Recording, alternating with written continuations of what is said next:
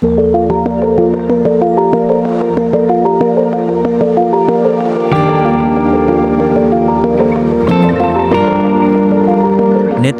বাংলাদেশের উত্তর পূর্বাংশে অবস্থিত একটি প্রত্যন্ত জেলা।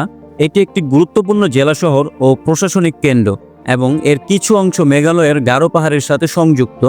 আজকের ভিডিওতে দেখাবো এই সীমান্তবর্তী এলাকা কলমাকান্দা ও দুর্গাপুরের কোথায় কোথায় ঘুরবেন, কোথায় থাকবেন ও কোথায় খাবেন, আর কতই বা খরচ হবে তার বিস্তারিত, এবং বিজিবির চোখ ফাঁকি দিয়ে কিভাবে ভোর 5টায় চন্দ্রডিঙ্গা পাহাড়ে পৌঁছালাম তার ভয়ঙ্কর একটি গল্প। বিজিবির চোখে এক কথায় ফাঁকি দেওয়ার জন্য আর কি। আমাদের আজকের ভ্রমণ যাত্রা শুরু ঢাকার মহাখালী বাস টার্মিনাল থেকে। এই যাত্রায় আমরা যাচ্ছি সালমান পরিবহনের একটি নন এসি বাসে করে, যার টিকিট মূল্য 450 টাকা। জেনে রাখা ভালো, রাত 10টা 30 মিনিটের পর সরাসরি কলমাকান্দার আর কোনো বাস নেই, তাই সময় মতো মহাখালী বাস টার্মিনালে এসে আমরা 10টা 30-এর টিকিট কেটে নেই। আপনারা চাইলে আগে থেকেও ফোন দিয়ে টিকিট কেটে রাখতে পারবেন। এখানে স্থায়ী কোনো টিকিট কাউন্টার নেই, বাস ছাড়া নির্দিষ্ট কিছু সময়ের আগে একটি টেবিল এবং চেয়ার নিয়ে টিকিট বিক্রয় করে থাকে।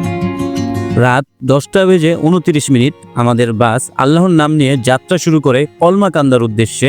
ঢাকা থেকে কলমাকান্দার দূরত্ব প্রায় 183 কিলোমিটার, আর যেতে সময় লাগবে প্রায় 5 ঘন্টার মতো। রাত 2:30 আমাদের যাত্রা বিরতি দেওয়া হয় ময়মনসিংহের হোটেল ফাতেমায়। যাত্রা বিরতির হোটেলগুলোতে খাবারের দাম তুলনামূলক বেশি হয়ে থাকে, তবে এই হোটেলের খাবারের দাম আমার কাছে রিজনেবল মনে হয়েছে, তবে অবশ্যই খাবারের আগে দাম জিজ্ঞেস করে নেবেন। প্রায় 20 মিনিট যাত্রা বিরতির পর আমাদের বাসটি আবার ছুটতে শুরু করে কলমাকান্দার উদ্দেশ্যে। হ্যালো এভরিওয়ান, আছি কমলাকান্দা বাস স্ট্যান্ড। আপনারা সকলেই জানেন গতকাল রাত 10টা 30 সালমান পরিবহনের নন এসি বাসে করে আমরা কমলাকান্দার উদ্দেশ্যে রওনা দিই। আর বাসটি আমাদের 3টা 30-এ কমলাকান্দা বাস স্ট্যান্ডে নামিয়ে দেয়। তখন ছিল গুটগুটে অন্ধকার, তাই আমরা একটা হোটেলে বসে কিছুক্ষণ রেস্ট নেই। এখন প্রায় 5টার মতো বাজে। তো আমাদের এখন সর্বপ্রথম কাজ হলো একটা বাইক ভাড়া করা, যেটি দিয়ে আমরা আজকে সারাদিন কমলাকান্দা ও দুর্গাপুরের জনপ্রিয় ট্রাভেল স্পটগুলো ঘুরে দেখব। কলমাকান্দা বাস স্ট্যান্ডে আপনারা অসংখ্য বাইক, সিএনজি, অটো পেয়ে যাবেন। আমরা একটা বাইক ভাড়া করি কলমাকান্দা ও দুর্গাপুরের বেশ কিছু স্পট ঘোরার জন্য, যার মধ্যে অন্যতম কলমাকান্দার চন্দ্রডিঙ্গা পাহাড়, বঙ্গটিলা ও 7 শহীদের মাজার, এবং দুর্গাপুর বিরিশিরির চীনামাটির পাহাড়। বাইকওয়ালা আমাদের বলেছিল 9টা স্পট ঘুরে দেখাবে, যার জন্য 2000 টাকা দিতে হবে। আমরা দরদাম করে 1200 টাকা একটি বাইক ভাড়া করে নিই। আল্লাহর নাম নিয়ে ভোর 5টায় ঘুটঘুটে অন্ধকারের মধ্যে আমরা রওনা দিই আমাদের প্রথম স্পট চন্দ্রডিঙ্গা পাহাড়ের উদ্দেশ্যে।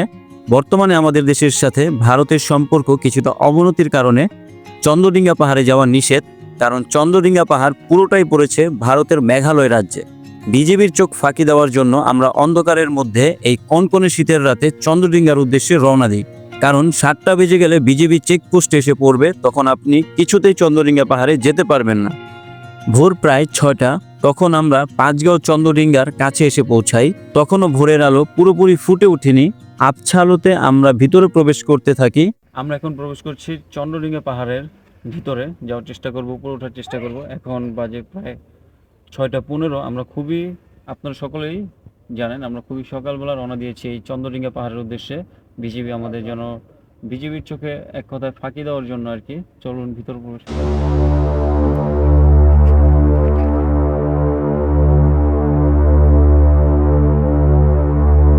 আমরা কিন্তু অনেক রিস্ক নিয়ে বাইক ড্রাইভারদের কথা না শুনে তারপরে ভিতরে চলে আসছি।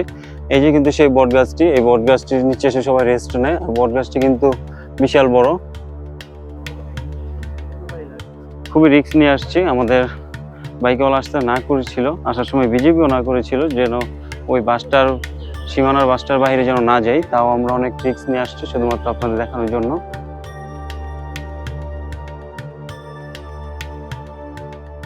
মাঝে মাঝে খুবই আফসোস হয়। দেখেন এই যে এটা হলো এই পাহাড়গুলো সব মেঘালয়ের ভিতরে আছে। মানে আমাদের সাথে কতটা বৈষম্য করা হয়েছে। আমাদের বাংলাদেশে রয়েছে কয়েকটা ছোট টিলা, আর মেঘালয়ে রয়েছে এরকম বিশাল বড় বড় পাহাড়। দেখতে পাচ্ছেন যে এই যে বর্ডারের সীমানাটা, এটা হলো বাংলাদেশ। তার মানে আমি এখন আছি বাংলাদেশে, এবং আমি যদি একটু এই পাশে আসি, এখন কিন্তু আমি আছি ইন্ডিয়া। এই যে ইন্ডিয়ার সীমান্ত রেখা। এখন আমি আবার চলে যাব বাংলাদেশে। এই ঝিরিটা কিন্তু ওই ইন্ডিয়ার মেঘালয়ের, যেই মেঘালয়ে বৃষ্টি হলে যে পানিগুলো গড়িয়ে পড়ে, সেই পানি পড়ে কিন্তু এই ঝিরিটা সৃষ্টি হয়েছে, একেবারে আমাদের বাংলাদেশের ভিতরে চলে গিয়েছে। লোককথা অনুসারে মনসার রোশানলে চাঁদ সওদাগরের 7টি নৌকা এখানে ডুবে গিয়েছিল, আর পাহাড়টির আকৃতি বিশাল নৌকার মতো হওয়ায় এর নামকরণ করা হয়েছে চন্দ্রডিঙ্গা, যা মনসা মঙ্গল কাব্যে বর্ণিত রয়েছে। আচ্ছা, এই ঝিরিপট্টি দিয়ে ভিতরে কিছুক্ষণ, মানে বেশ কিছুক্ষণ ভিতরে ঢুকলেই কিন্তু আমরা সেই ঝর্ণাটি পেয়ে যেতাম। কিন্তু আনফরচুনেটলি আমাদের এদিকে যে স্থানীয় লোক আছে তারা বলছে যে এখানে নাকি এখন অনেক সমস্যা চলছে, ইন্ডিয়ার সাথে বাংলাদেশের সম্পর্ক ভালো না, এই জন্য বর্ডারে নাকি ওদিকে যাওয়া যায় না, আমাদের বিজিবিরাও নাকি ওখানে যেতে দেয় না। তো এখন আমরা বের হয়ে যাচ্ছি। তো ব্যাড লাক, আমরা দেখতে পারলাম না সেই ঝর্ণাটি। এই ইন্ডিয়ার মেঘালয়ের পাহাড় ওই সাইডে, আর এদিকে বাংলাদেশ। আর এই যে বাড়িঘরগুলো দেখতে পাচ্ছেন, এগুলো সব আমাদের বাংলাদেশেরই, আমাদের নেত্রকোনা জেলার মানুষের সবার। যে বাড়িগুলো দেখতে পাচ্ছেন, এই টিনের ঘরগুলো, এগুলো সব আমাদের বাংলাদেশের ভাইদের বোনদের বাসা, তারা এখানে থাকে।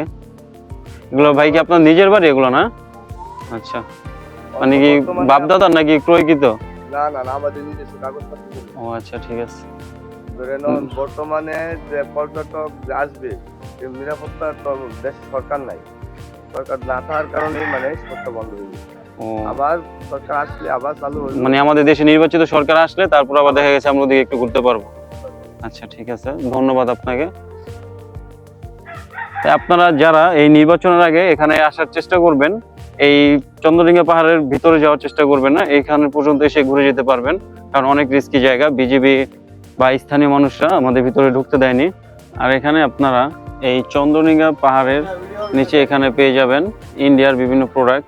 চন্দ্রডিঙ্গা অভিযান শেষ করে আমরা রওনা দিই আমাদের পরবর্তী গন্তব্য বঙ্গটিলার উদ্দেশ্যে।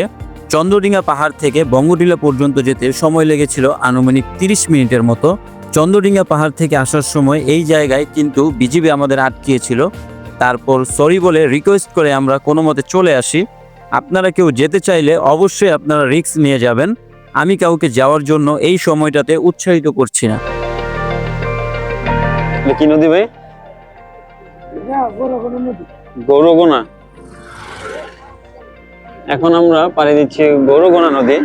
এই যে সেই নদীটি, বর্ষার সময় কিন্তু এই নদী খেয়া দিয়ে পার হতে হয়, আর এখন শুকনোর সময় এই জন্য এরকম কাঠের একটা পুল বানিয়ে দিয়েছে।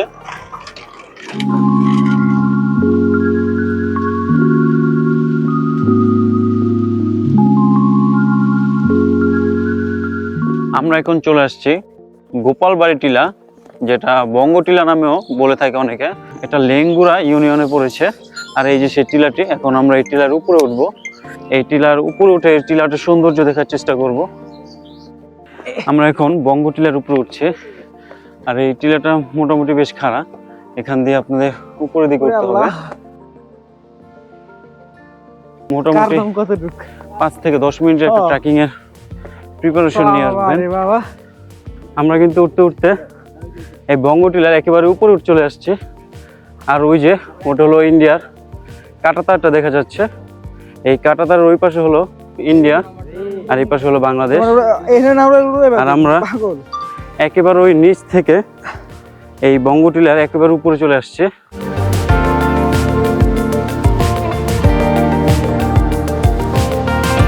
আমাদের বাংলাদেশে কিন্তু এরকম 2-1টা টিলা রয়েছে, আর যেই বড় বড় পাহাড়গুলো সেগুলো কিন্তু সব ইন্ডিয়ার মেঘালয়ের ভিতরে পড়েছে। গোপালবাড়ি টিলার সাথে রয়েছে ছোট একটি টিলা, যেখানে মিশ্র ফল বাগান রয়েছে। আপনারা চাইলে গোপালবাড়ি টিলা থেকে নেমে এখানে কিছুক্ষণ রেস্ট নিতে পারেন, এবং তার পাশেই রয়েছে গোপালবাড়ি গ্রামটি, আর এখানে রয়েছে ছোট্ট একটি দোকান। আপনারা যারা বিভিন্ন ভিডিও বা ছবিতে দেখে থাকেন পাঁচগাঁওয়ে বিশাল সবুজ মাঠ, সেটা কিন্তু ধানের সিজনে হয়ে থাকে, দেখে চোখ জুড়িয়ে যায়। এক পাশে বিশাল সবুজ ধান ক্ষেত, আরেক পাশে বড় বড় পাহাড়। মাত্র কিছুদিন আগে ধান কেটে ফেলার কারণে আমরা সেই ভিউটা মিস করেছি। গোপালবাড়ি টিলা দেখা শেষ করে আমরা রওনা দিই 7 শহীদের মাজার দেখার জন্য। পথে লেঙ্গুয়া বাজার থেকে জনপ্রতি 120 টাকা খরচ করে আমরা আমাদের সকালের নাস্তাটা সেরে নিই।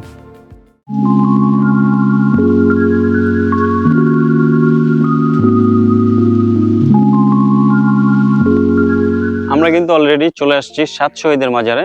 এই যে এখানে 7জন মুক্তিযোদ্ধাকে কবর দেওয়া হয়েছে। 1971 সালে মুক্তিযুদ্ধের সময় এই নেত্রকোনা জেলার 7জন শহীদকে এখানে শায়িত করা হয়েছে।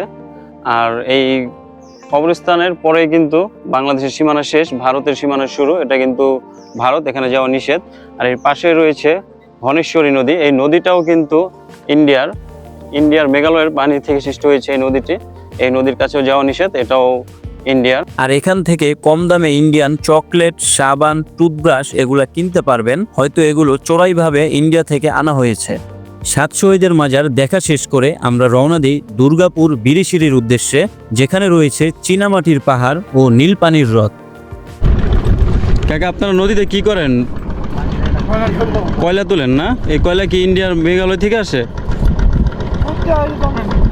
কমলাকান্দার সবগুলো স্পট ঘোরা শেষ করে এখন আমরা চলে যাচ্ছি দুর্গাপুর, বিজয়পুরে যাব, যে সেই বিরিশিরিতে চীনামাটির পাহাড় দেখার জন্য। আর এখন আমরা আছি সোমেশ্বরী নদীর পাশে। এই নদীটি পার হয়ে পার যেতে হবে। আর এই নদীটি হলো ইন্ডিয়ার মেঘালয় থেকে যে পানি এসে সেই পানি দ্বারা সৃষ্ট। আর এখন শীতকালের জন্য পানি একেবারে নেই, আপনারা হেঁটে এই পার থেকে ওপার চলে যেতে পারবেন। আর এখানে কয়লা তোলা হচ্ছে। আমরা কিন্তু অলরেডি চলে আসছি এই চীনামাটির পাহাড়ের দিকে। আর এই যে এদিক দিয়ে উঠতে হবে এই পাহাড়ের উপরে। যখন আপনার এই পাহাড় দিয়ে উপর দিকে উঠবেন তখনই দেখতে পাবেন যে এই মাটিগুলো কিন্তু খুবই সাদা আর এরকম শক্ত হয়েছে, পুরো পাথরের মতো হয়ে গেছে। এজন্য এটাকে চীনামাটি বা সাদা মাটির পাহাড় বলে থাকে। আর এই সেই লেকটি, এই মাটি কাটার কারণে যে গর্ত হয়ে রয়েছে, বৃষ্টির পানি জমে জমে এই লেকটি হয়েছে। এই লেককে নীল পানির হ্রদও বলা হয়ে থাকে। 2021 সালে এই চীনামাটির পাহাড়কে বাংলাদেশের জিআই পণ্য হিসেবে স্বীকৃতি দেওয়া হয়েছে।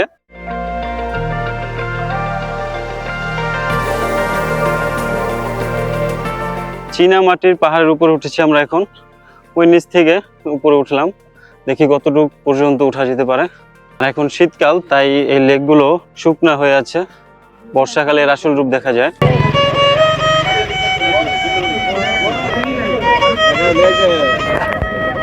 চীনামাটির পাহাড়কে বিদায় জানিয়ে আমরা রওনা দিই বিরিশিরি বাস স্ট্যান্ডের উদ্দেশ্যে। আমাদের রিজার্ভকৃত বাইকটি আমাদের দুর্গাপুর বিরিশিরি বাস স্ট্যান্ড পর্যন্ত নামিয়ে দিয়ে যায়। বিরিশিরি বাস স্ট্যান্ড থেকে 100 টাকা করে বাসের টিকিট কেটে চলে আসি ময়মনসিংহ বাস স্ট্যান্ড। চাইলে সিএনজি করেও আসতে পারবেন, তার জন্য ভাড়া পড়বে জনপ্রতি 170 টাকা করে।